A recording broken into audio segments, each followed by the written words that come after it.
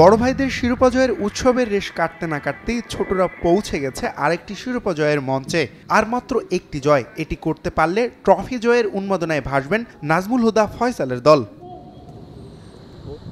প্রতিপক্ষ চিরাচেনা ভারত, যদিও চলমান সাফে প্রতিবেশী দেশটির বিপক্ষে 1-0 গোলে হেরেই আসর শুরু করেছিল লাল সবুজের প্রতিনিধিরা। এরপর গ্রুপ পর্বের কোনো ম্যাচ না জেতা সাইফুল বারী টিটুর শিষ্যরা একেবারেই ভাগ্যের ওপর নির্ভর করে সেমিফাইনালে ওঠে, আর সেখানেই পাকিস্তানকে 7-8 গোলের ব্যবধানে হারিয়ে ফাইনালে পা রাখে বাংলাদেশ।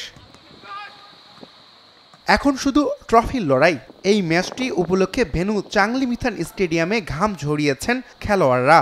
ভারত কঠিন প্রতিপক্ষ হলেও ম্যাচটি জিতে শিরোপা জিততে চান বাংলাদেশের কোচ। ফাইনালে কয়টা চান্স আসবে, এত বেশি প্লেন্টি অফ চান্সেস থাকবে না।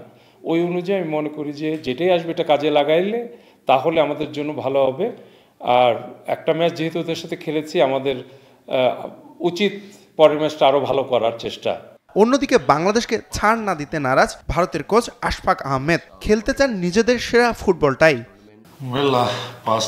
বাংলাদেশ ভালো খেলে ফাইনালে এসেছে, আমার মনে হয় সুন্দর একটা ম্যাচ হবে। আমরা জানি কিভাবে ভালো ফলাফল নিয়ে আসা যায়, আমাদের সেই ক্ষমতা রয়েছে। বয়সভিত্তিক এ সাফের সর্বোচ্চ 5 বার চ্যাম্পিয়ন ভারত, আর বাংলাদেশ শিরোপা জিতেছে 2 বার।